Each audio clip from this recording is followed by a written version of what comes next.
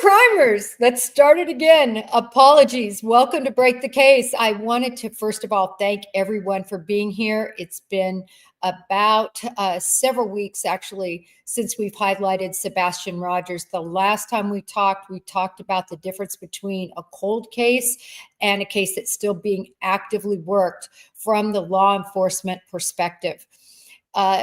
This case definitely, I think, is moving toward from lukewarm to being colder. And I say that because, as I mentioned last time, often law enforcement may know the direction they're going, but they just might not have the facts in evidence that they need to proceed with perhaps the direction they think the case should go. I think this could fall into that category. But nevertheless, we're going to talk about this case because we're going to do exactly what we do in law enforcement. And that is, at a certain point, you get together, you reconvene, and you go over facts known. Why? Because many people in the audience have followed this case so closely. Yes, you know it inside and out. But have you forgotten some details? Have you maybe not known a particular detail? When I went to case briefings to kind of catch people up, whether it was a missing child, whether it was on a bank robbery ring, whether it was on an organized crime case, I always figured if I could get one tool to put in my tool belt, something I didn't know, some nugget, that nugget maybe could become helpful for me as I was investigating. It's kind of interesting because early on, I don't know if you know this, but early on, his father, his mother, everyone who talked about him said, listen, high functioning, very smart. His teachers said the same thing, extremely funny, witty, a kind of a jokester, a prankster, which I always say that people who are funny, they're on another level of intelligence. They just can take something and be so quippy and quick-witted. And that's how Sebastian was. His teachers say he was very, very intelligent. And we're going to touch back on that a little bit later because this comes up later. And I want to know what you all think about this. On February 25th, before Sebastian Rogers went missing, Sebastian Rogers had quite the day.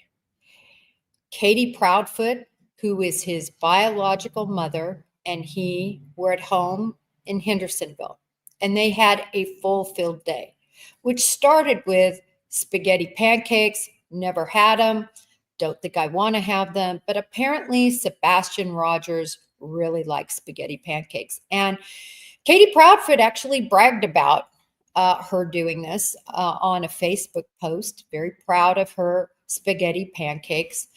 And from there, they went to BJ's Wholesale Club, where she talks about the fact that he had a colossal popcorn.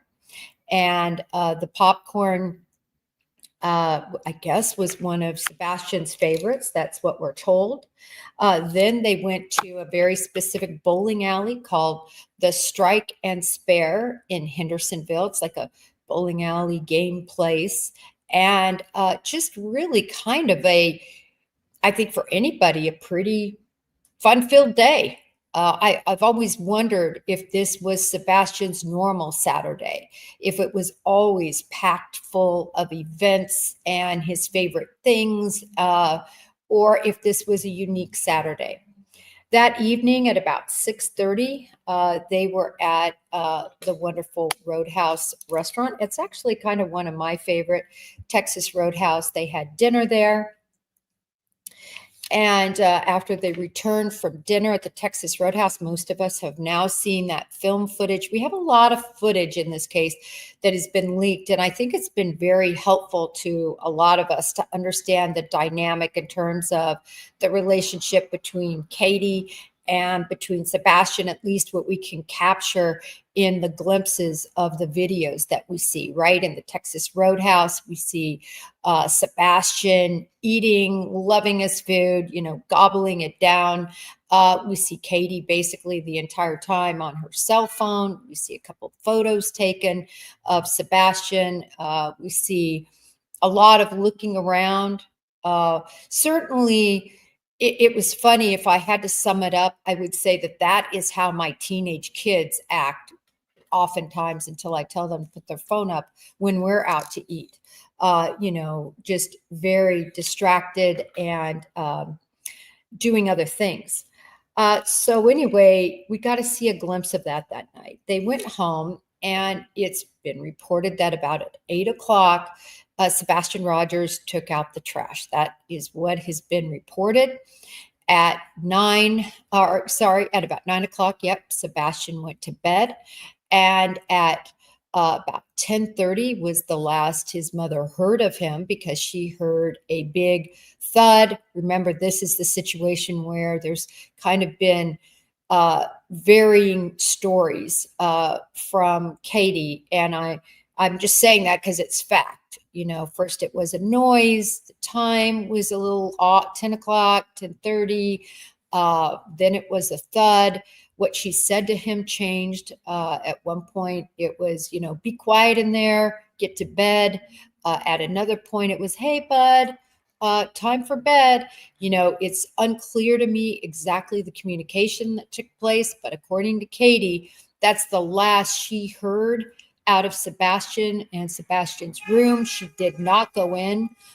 She never said she went in. So that has stayed very the same. She said she did not go into the room.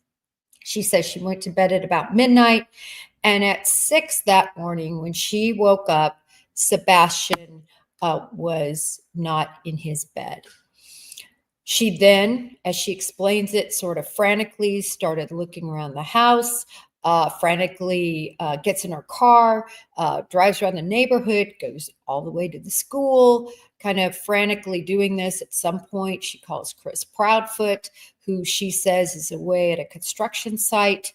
And they make the decision to not call 911, but they call the sheriff's office directly to make a report about Sebastian missing. Now, I'm going to just talk about that from two angles. Okay. From one angle, in other words, the decision not to call 911, to directly call the sheriff's office. I will say from personal experience that depending on where you live, I have called 911 and been ferreted around while they're sort of figuring out where they are, where the 911 that should handle it, the police station that should handle it. I don't know if that's happened to you. It's personally handled or happened to me. Why does that happen? I think depending on how rural you are versus if you're in a town, that can happen. And we know the Proudfoots were more on the rural side. And perhaps, and again, I know about CP's possible connection to law enforcement and so on, but I am just saying that could be a possibility if he knew there were issues from where they lived with that connection issue. The other flip side of that is something that actually just happened recently, where somebody I know very well called me and said, listen, I need some advice. I literally am listening to a serious domestic violence situation. I can hear what's happening. I can hear things being thrown. I can hear furniture being hit. I am very concerned about the danger of that somebody could be in, but I do not want to. I want to be anonymous because just in case they think it could be me, I don't want them to think it's me. I said, listen, you've got to act. I said, don't call 911. Call the non-emergency, call the direct number. If you want to remain anonymous, say you want to remain anonymous, and tell them the details of what is happening. If they ask you how you know, just say, I know, and there needs to be a wellness check. And that can be the end of it. People in citizenry should not be concerned about ramifications of reporting, because they should be allowed to say things anonymously. So I think a lot of people know this, right? If you call 911, everything is recorded, your number is recorded, the time, the length of the conversation, everything. If you call into the non-emergency number, that all is not going to be recorded. You know, they're going to ask you, who are you? There's going to be certainly some record that is made, but it's not like a 911 call. So I'm just offering up those two scenarios for you all to consider. Was Chris Proudfoot, did he do that purposefully to evade a record he didn't want made? Or did he not want to experience the frustration that can happen when you call 911 and you get shuffled around? Did he know about that? Really curious what everybody thinks. So we'll have to talk about that at the end. If some people will put some comments up, I would love to hear what you have to say about that. Nevertheless, they notify law enforcement. Law enforcement descends into the neighborhood in large force. I mean, most of us have seen the footage of their BWCs, body-worn cameras, going around looking for him. Most of us have seen the dog footage. I am just going to wrap up in this regard and say 5 dogs, no hits on Sebastian's scent outside the house. That is what we know. That's what's been told to us from a law enforcement standpoint. Law enforcement has also made it clear they have not seen Sebastian Rogers on video. They haven't seen camera footage of him. He has, for all intents and purposes, disappeared in terms of anyone seeing him at any point after the 25th. You might remember for months, it seemed, until I truly believe the social media community, all of us here, everyone who supports Finding Sebastian started just clamoring about the situation with the date. What date was he truly last seen? Was it February 25th or was it February 26th? Because all of us were irritated at seeing the 26th, but yet them saying there was no sighting and the last person to see him was Katie. Law enforcement, thankfully, and when I saw the FBI poster change, I was so grateful that they just basically acknowledged, and then law enforcement acknowledged it was a mistake. I see it as a big mistake. I really do. I think you should have your paperwork done appropriately. I never fault law enforcement for their heart and their effort and everything they do to try to help missing people for the most part, certainly in this case. But I will never understand several of the issues in terms of seemingly, I don't know if I want to use exactly the word incompetence, but just faux pas that are made, right? The date is a big one to me. That's not just your average, oh, I got it wrong on an average mistake that didn't mean something, because the day somebody is missing is important to everybody looking for him and everyone involved in the case. You got to know when the last time he was really seen, and a day does make a big difference. So that was fixed. Another one of the concerns I had was just the information about when law enforcement picked up video footage. I really had a huge problem with this too. When did they exactly pick up the video footage from across the street? It's been relayed to us that neighbor had to actually call law enforcement and say, listen, my DVR, my recording device is going to record over itself. So what I'd like to do is, Sebastian Rogers, he's only 15 years old. I'm going to play that later. So what I'd like to understand is why wasn't all video footage collected straight away, at least within after the Amber Alert was issued. But let me stay chronological for everybody. On 3/26, again, sorry, 2/26, I keep saying March, the endangered child alert happened at 11/17. 11/17. Now, some would ask, why wasn't there an Amber Alert right away? Initially, this isn't that rare that you would want to put up an endangered child alert. You're still not sure. Remember, this is just the day he's reported, right? You're still not sure. Did he run away? Did he walk away? Is he hiding somewhere? So you've really just begun your investigative efforts. And when you say an Amber Alert, for people in law enforcement, and I think the general public knows, that equates to criminal activity. That equates to somebody taking the child. That does not equate to somebody lost, somebody wandering around. That equates to there being criminal activity afoot.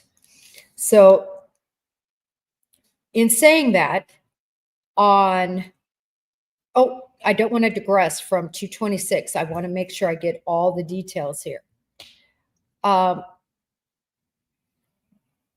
He had no Nintendo. He did not have his shoes on.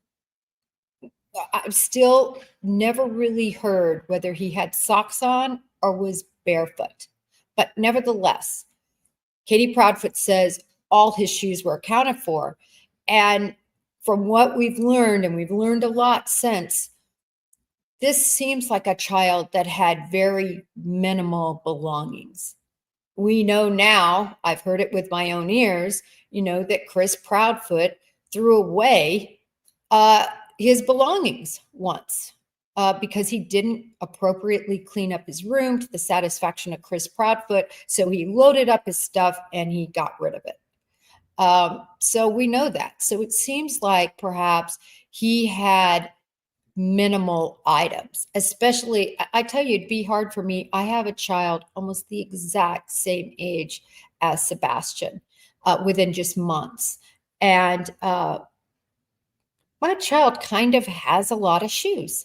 I don't know if I'd be able to 100%. I know the two he mostly likes to wear, but I don't think I could definitely say or account for all of his shoes because he probably has 10 to 15 pairs of shoes. But it would seem from what we know that Sebastian really had the most minimal of belongings. And Katie Proudfoot was extremely adamant that he left without shoes. Now, I know I'm from the South and a warm weather client, but for a child to leave in a sweatshirt and these thin black, thin layered Nike type or Adidas type sweatpants with stripes and no shoes at night, it was cold. So, some people have argued, yeah, he could have been fine out there. He really couldn't have, not for an extended amount of time. And law enforcement even said they were worried about that. There was more cold weather coming in. They were worried about the cold.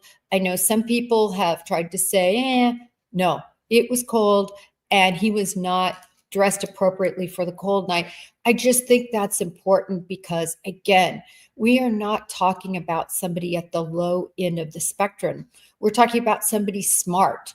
Why didn't they take their Switch, which was their favorite device, according to parents? Why didn't they take a coat, which most people would know if you're going into cold weather, you need to take a coat. Why wouldn't you take your cell phone, especially if you thought you were going to be away for an extended period of time, either running away or meeting somebody? So I have found that all very interesting and detailed. Moving on to the 27th. At 3:25 p.m., an Amber Alert was finally issued.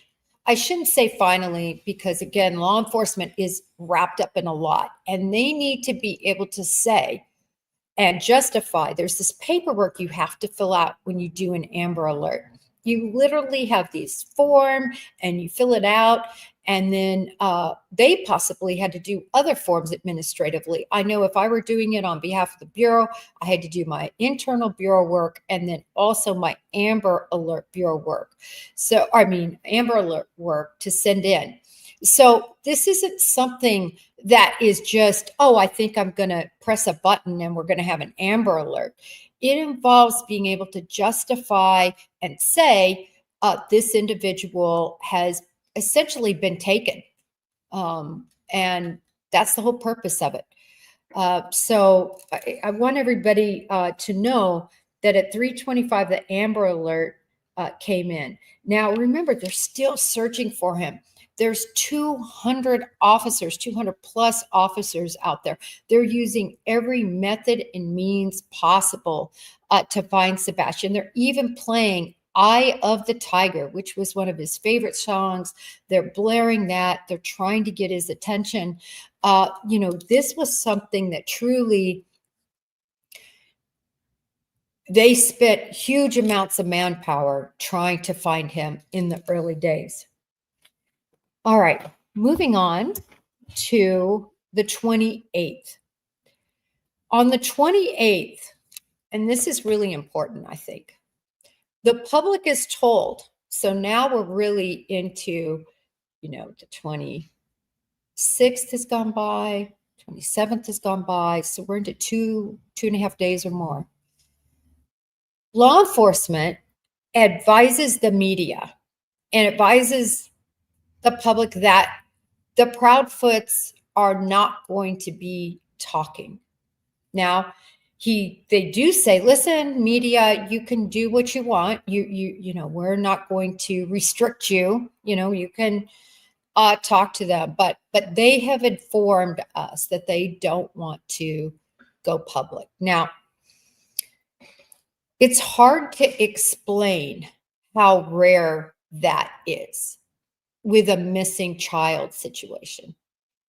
I always reference the Petitos and the Schmidts, Gabby Petito's parents. Yes, they went right to the media. Yes, they never wanted to hold back. They absolutely wanted to appeal anybody who had seen her, anybody at all, and it paid off. Look, we have the Bethunes, they ended up seeing the white van just in passing. They happened to remember it. Just like what we're doing now, exposing details, exposing what happened, keeping the name and face and details in the public forum can mean results. And I'm just saying, as law enforcement, I always encouraged that. Listen, you have a missing person, get into the public eye, get into your local media, national media, social media. You must start appealing, because it's a person multiplier. So now you don't just have law enforcement looking or a small amount of people looking, you have everybody looking. Now, a month ago, Katie Proudfoot gave her last interview, and actually, usually she was just sort of around, and Chris Proudfoot made most of the comments. But in this one, she actually made many comments. And one of the things she said, which I actually wasn't surprised about, but one of the most important points I want to drive home, is that she said she couldn't believe how many people still have no idea about Sebastian Rogers. They don't know his name. They don't know what anybody's talking about. She said the flyers that they put up had been torn down. So this is a point that I'm going to drive home now. And then at the end, for all of you that think, because it's so important to us in the true crime community that people know about Sebastian Rogers, no, People have forgotten. People don't know. I brought it up to so many people. I have friends that always go to Tennessee. Have you ever heard of him? No. Another tennis player I play with, she has a place in Tennessee, Gatlinburg. And I said, hey, have you ever heard? Nope. I have no idea what you're talking about.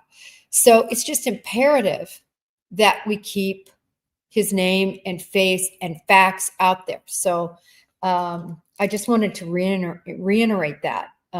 Even Katie Proudfoot was surprised how few people knew. On 2/29, another press conference, and no sightings, and the pond was drained. I have that on my notes. Yep, I have it the 29th. No sightings, and the pond was drained. What pond are we talking about? We're talking about a retention pond that was at a construction site that was very near the home. Now, the dogs did follow a scent. All we know is it was a human scent. It wasn't specifically Sebastian scent to the construction site. And one of the dogs actually went into the pond. Again, this reserve pond was reservoir, I would call it more. It was very shallow. And, you know, you could argue it didn't even need to be drained, but it was certainly smart to drain it. Every time I think of a case like this, I think of Caleb Harris, for those of you who followed the Caleb Harris case, right? He ended up literally in the sewer system in pieces. And, you know, I've always wondered, where did he initially, in my opinion, get put into that system where he finally disintegrated and was ultimately found months and months later. So it was important for them to drain it just to make sure he wasn't there. I also wanted to bring up early on that I did not say that law enforcement let everybody know you need to search your properties, you need to look everywhere, you need to look in your crawl spaces. They really did communicate that to people in the area. So the community was actively looking as well as law enforcement. All right. On 3/2, March 2nd, still no sightings are reported, nothing, still big goose egg, and a $3,500 reward was offered. I believe it was anonymously offered, but there was one offered, and it was made public that there was now a reward that was offered. I will say this. Just why we're on rewards, and we're going to go back to rewards, but just while I'm on it, did anybody find it odd? Like, when you look at Seth, he's just making it, scraping by. He's a jailer, essentially. Anybody find it odd that the Proudfoots had enough money to pay $15,000 to a private eye, but didn't put up money for a reward? Did anybody, when we learned that straight out of the mouths of the parties involved, anybody find that like a little jaw dropping? I did. I would mortgage my home if my child went missing. I would say, listen, anything I have is yours, because nothing monetary is worth a child. You can earn it back. I don't know. Just a thought. All right. Moving on. March 3rd. Things changed, and the Proudfoots decided to speak, and they spoke to a YouTuber, a creator named Duchess, and there were some new things that were said that I took note of. For instance, they said words to the effect that Sebastian's mind or mental capability were behind his years. I thought he was highly functioning. I thought he was ultra smart. I mean, why are the teachers saying this? Why is law enforcement saying this? Why is Seth saying that? Why did Katie and Chris say that? Why is Katie saying that now? And then this was reported. Why was it reported as an example? I want to get these specific about him not understanding money, about him never riding a bus, things along this line. I found this odd because it seemed to paint a different picture from what we knew. And I'm not saying somebody can't be really intelligent, but not worldly. And maybe that's what they meant, giving them the benefit of the doubt. Maybe that's what they're saying. Listen, no common sense, but very smart.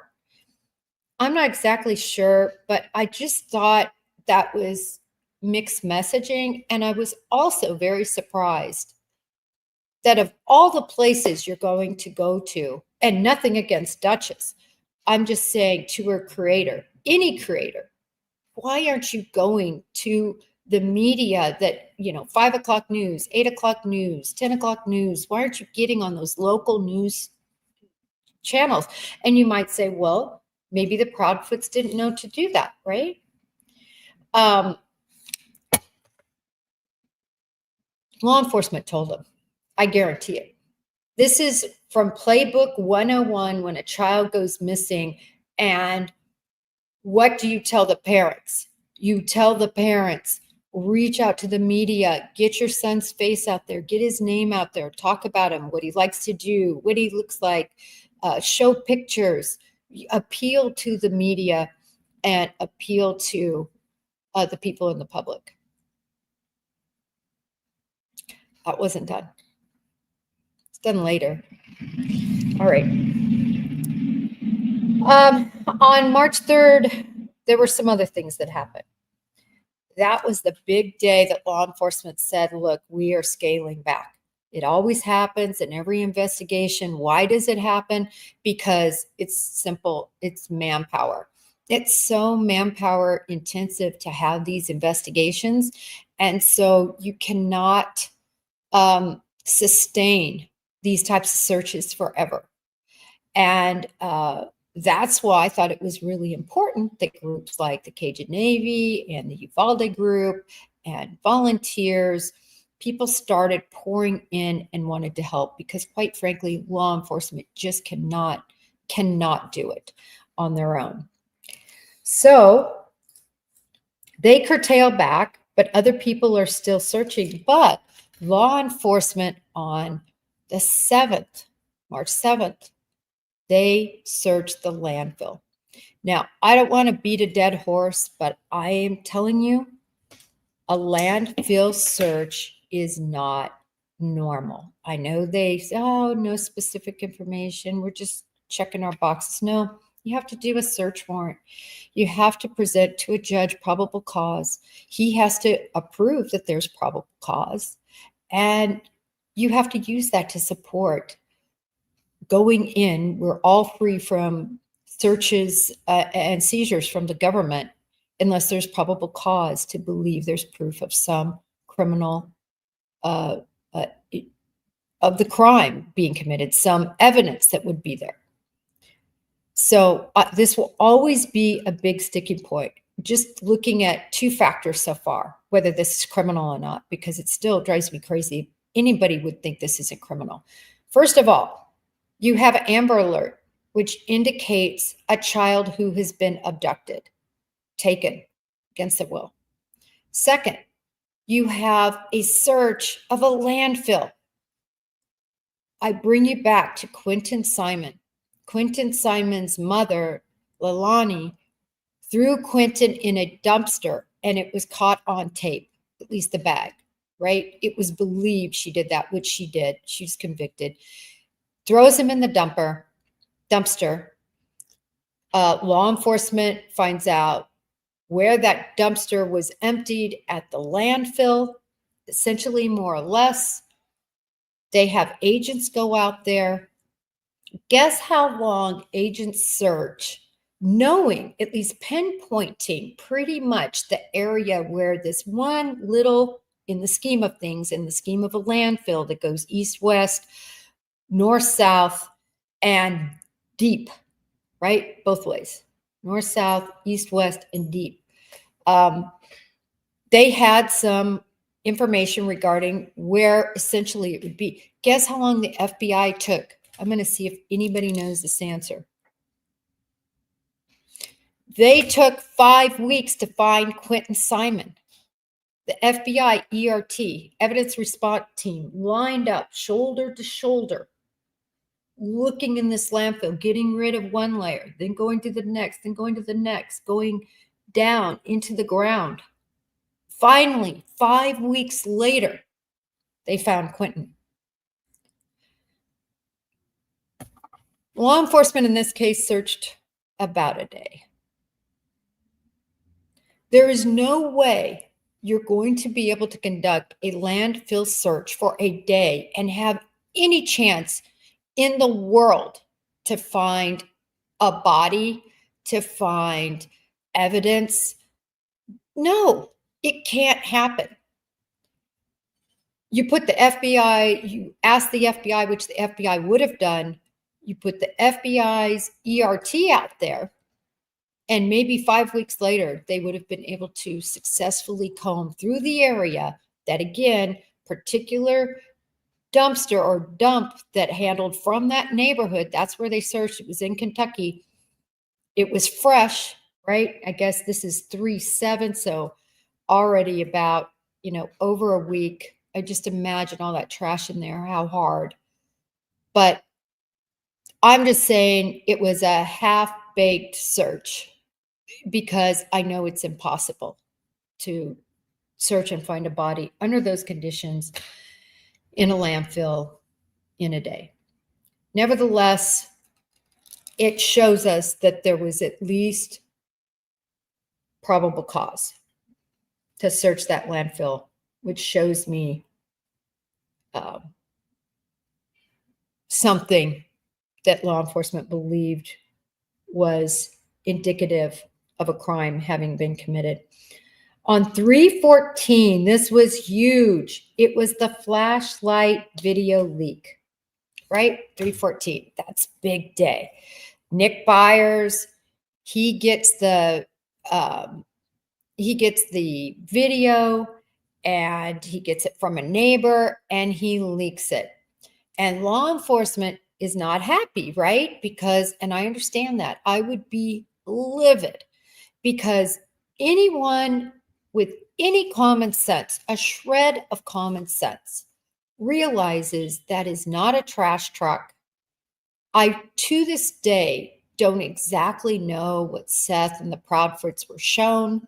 Were they actually shown the lights video? I can understand why law enforcement would have tried to persuade them that it was a trash truck. I mean, Seth goes into great detail about it, actually. He says, listen, I saw the longer version and this and that, and, it was a trash truck. Don't worry about it. So I truly believe that's what Seth was told. And I think Seth passed that on. But unless a trash truck goes like this, these are the two lights.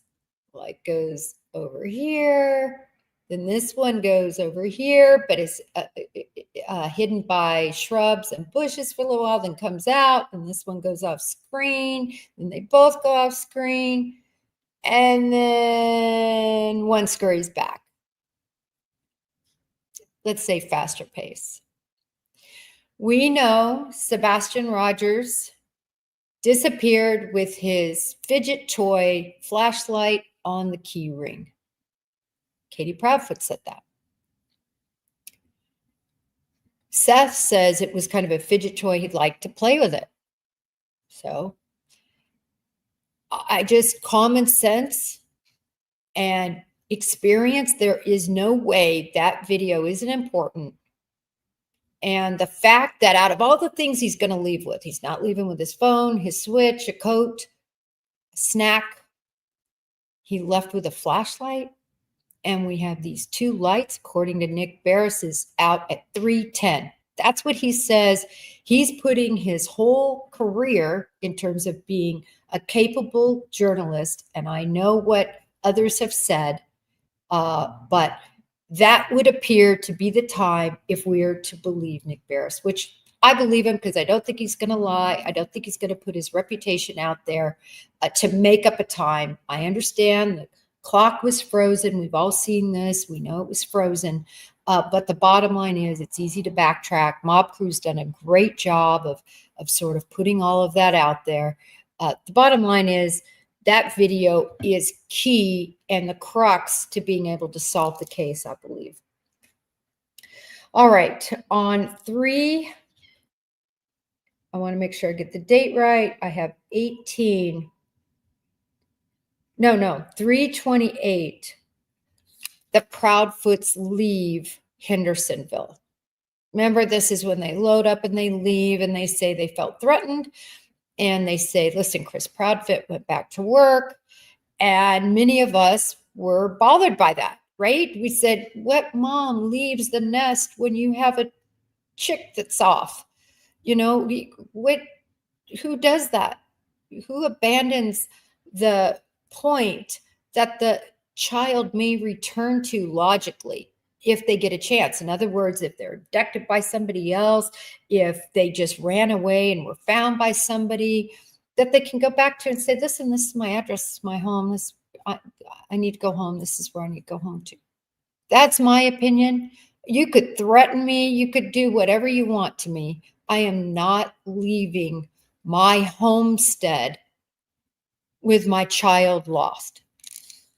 Again, just a couple points. Oh, yes. Let me point out too, he did not take his meds. He didn't take his meds with him. All right. No shoes, no meds, no coat, and not his favorite device. And for those of you who have gamers, I have gamers. I have one gamer. Oh my gosh. You know, that device is important to him to be able to game. All right. On 3/28, Seth comes out in the media. He says, listen, there were no dog scents related to Sebastian. And he talks about the details of that flashlight video. Again, he talks about the fact that, you know, law enforcement basically convinces him it's a trash truck. Okay. On 3/29, the Cajun Navy pulls out. And they pull out very specifically. They say, we're getting threatened. We are out of here. We're getting too many threats. We're out of here. And this is really a mainstay of the thread in this live that I want to bring home are all these threats. So they pull out. They leave. On 4/2, Craddock makes a presser. He's in charge from the Sumner County Sheriff's Office. At that time, he was the chief detective. Now we know he's the sheriff. And he basically says that they weren't working with the Cajun Navy anyway. He doesn't mention the FBI. He does say, you know, our law enforcement partners, he turns it over to the TBI, to Susan Nyland, who says there's 314 tips. There's no footage of Sebastian. There's no evidence of Sebastian. There's no evidence to support foul play. All the vehicles have been identified and accounted for. The parents have been cooperative. On a side note here, we know from the Proudfoots that they never came in and used luminol or anything. Essentially, at least on this date, by 3/4, I have. Wait a minute. Sorry, 4/4. We know that law enforcement is at least communicating that they believe the parents, that the parents aren't involved, that they've polygraphed Katie, didn't polygraph apparently Chris because they believed he was out of town. So at this point in the investigation a year ago, law enforcement is trying to say, listen, we believe the parents, at least that's what they're putting out there. And they're making it pretty clear, except they always caveat at this time, you know, we're not saying there isn't foul play and no one's cleared. And that has been their messaging from day one, basically talking out of both sides of their mouths. Okay. Now then, We're going to go to April 26th because we've got April 4th, now April 26th. That's when Heather Cohen, the former PI, comes out and says, we've got problems at home. And that's why we say, if you have a missing child, you must get a PI. You have to do it because they are going to unearth things that law enforcement may unearth, but they're not going to tell you. I mean, law enforcement basically is going to tell you very little. And that's for a reason. They're trying to keep the details of their investigation close to the vest because they don't want to spoil their case. They don't want to give any clues so that something goes in the media and they get a tip, for instance, at 3:10, he was abducted. I'm just saying this hypothetically. And they have no idea about the flashlight video being at 3:10. So this would be fresh information that law enforcement can say, okay, that video never got out. How would they know the exact time? So that's why law enforcement keeps everything close to the vest. But nevertheless, it's important to get a PI. They did. And the PI basically says, listen, there's trouble at home. First, we hear about the CPS reports, and now the whole thing, Sebastian's in diapers. Sebastian was beat by belt. Now we know 2 times because Chris Proudfoot talks about them. He's, again, on the spectrum, and I believe that's inappropriate. Like I said, are they involved in the abduction of Sebastian? We all sitting here don't have the evidence that could prove that beyond a reasonable doubt. Does law enforcement have it? We don't know, and we don't know to what degree they have evidence of this, if they have any evidence. But what we do have evidence of is his ill treatment, and I've always said that is what has infuriated me, is how bad he was treated, and it just galls me. But I don't want to digress. I want to keep with our timeline. On 4/28, April 28th, the Uvalde group, and Uvalde, remembered the shooting in Uvalde. They formed a group after that as kind of a support group, as an awareness group, as a group that helps with everything from missing children to other situations. And they came to help search. This is critical. And I've read this before, but some of you may have forgotten. The Uvalde group came out and they specifically said, and I think I have the quote.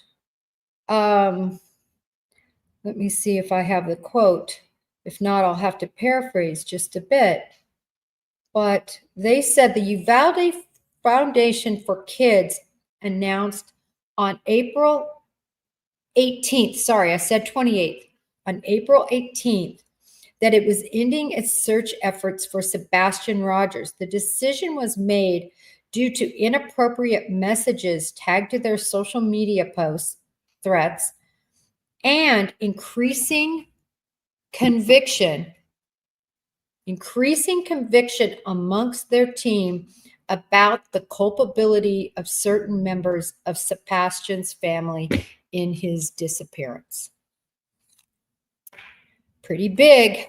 I remember when it came out, and I remember reading it thinking, wow, all right. Likely, obviously, they contacted law enforcement, and that was their belief. So they bugged out because basically they're saying, we're not going to find him, because they believe certain family members, they didn't say who, were culpable. All right. So they bug out. Again, that was April 18th, if you go to look for that. On August 28th, so there's this huge gap, right?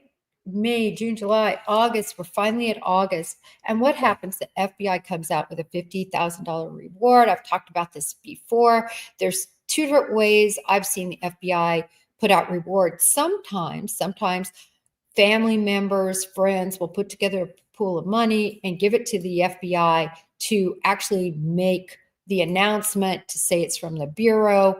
The Bureau kind of manages it, if you will. and they say, listen, call in tips. This is $50,000. And so that they can sort of be the judge of it rather than a parent saying, I want to get $50,000, but they're not going to want to manage all the tips that come in and everything. So essentially, they are going to defer to the Bureau to look at the tips that come in and see if they are deserving of that money. But I'm going to tell you right now, rewards are offered when the tip pool has dried up. It's offered when you don't have anything else coming in, because you don't want to incite tips when people start thinking about money. You don't want to incite that unless you have to, and they needed to. So $50,000 reward. And then we know on September 19th, Dog the Bounty Hunter, he gets involved, and he utilizes his money. He hooks up with Nick the Hat and others, an investigative crew, to try to basically handle tips that are not being handled by law enforcement for whatever reason. I've gone over this before. Some people want to be anonymous. They don't trust law enforcement. They want to have some place to call. So they call Dog the Bounty Hunter. He's got a line open. I mean, Dog the Bounty Hunter has been around forever. He has literally like 600,000 plus followers on Twitter, and I'm sure on many other platforms. He is well known, and he was a bounty hunter, for heaven's sake. So while he might not exactly be the boots on the ground, he is offering his face and name and funds to support this. So now we have a huge fund of over $200,000. I think it's up to like 225,000 or more if he's found. Okay, on December 7th, we have that again. September 7th, commemorating, of course, Sebastian. On 12/13, the leaked, in other words, Dog and the crew, they leak that video. They get the video from the roadhouse for the first time. Everybody sees it. And, that's huge when that came out, I think, for a lot of people. So just for those that don't think that he is, that they're doing anything, I could just tell you it's wrong. They are. They're constantly out fishing around for following these tips they receive. They call them into the sheriff's office when it's appropriate, and they're working. And I'm going to talk a little bit more about that. Specifically, I want to get into the good news before we hit the bad news, right? Let's do the good news first.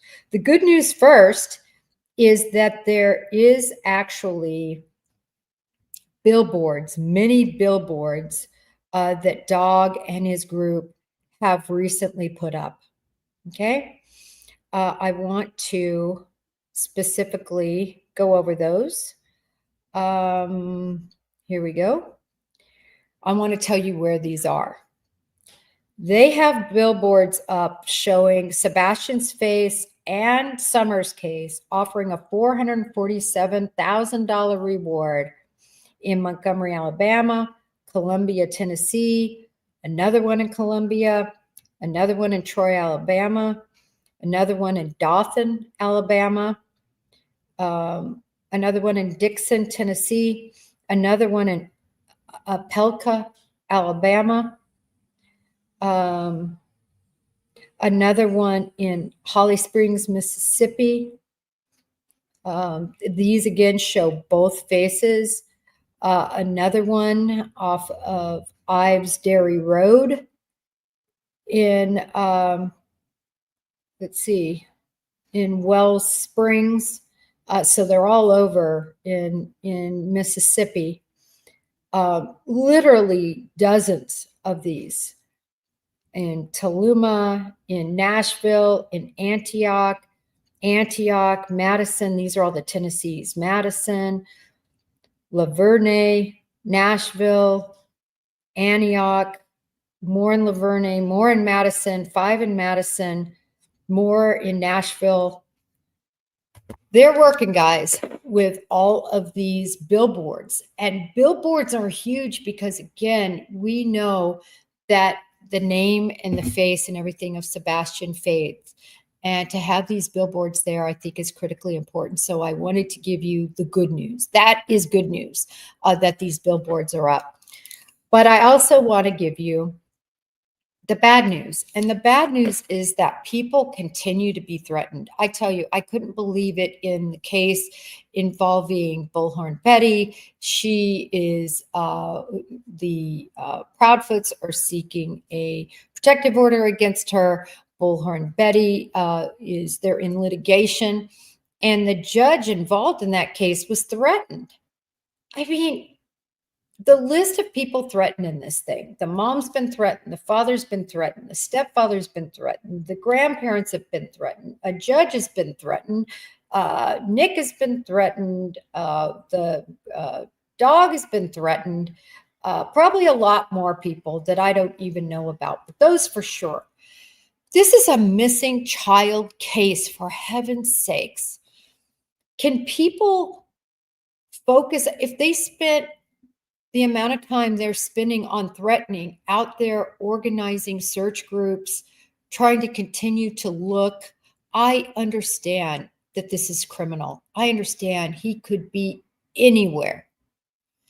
But to do something involving putting up flyers, putting up posters, using your social media to say his face and say his name and show his face, that's really productive. It really is. And I just hope that somehow we can get back on track and switch to productively trying to figure out what happened to Sebastian, while law enforcement behind the scenes is doing what they need to do to likely try to prove a case.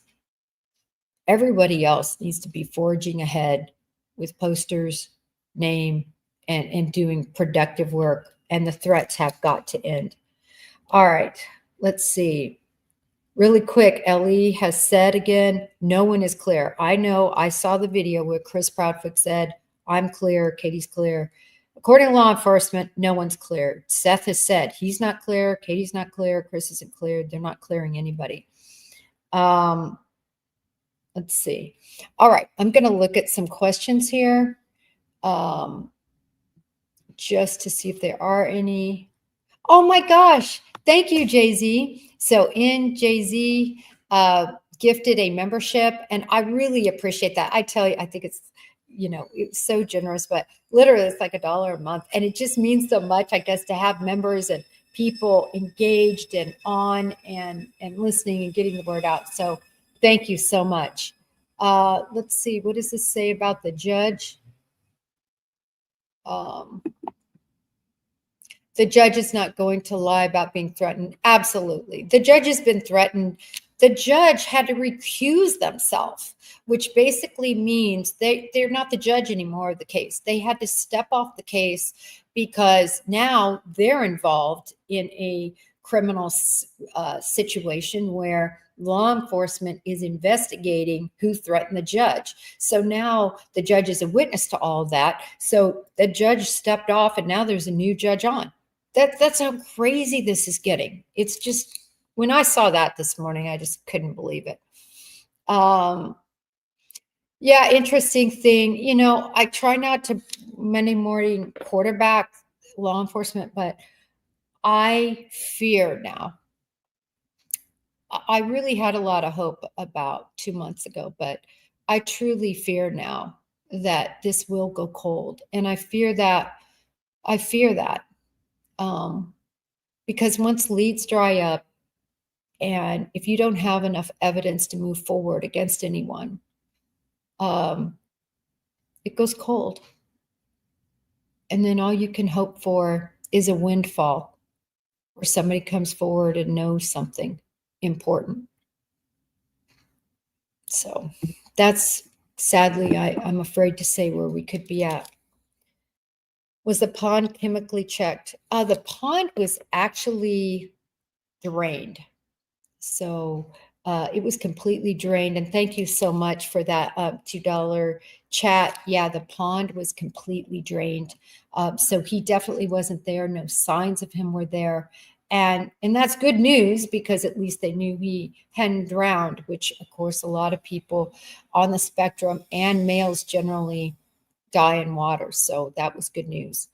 I hope this was really helpful. The two messages to end with, again, we've talked about it, get his face name out there, be productive, don't get caught up in threats and threatening anybody. And then secondly, well, those two things, don't get caught up in threats, keep his name and face out there. Everybody, thank you so much for being on. Again, I wish I had some wonderful epiphany to share with you all. But like I said, in law enforcement, we do this all the time. We rehash our case, we go over it, we make sure everybody knows. And I really appreciate you all being here. And until next time, may justice be served, and maybe Sebastian will be found.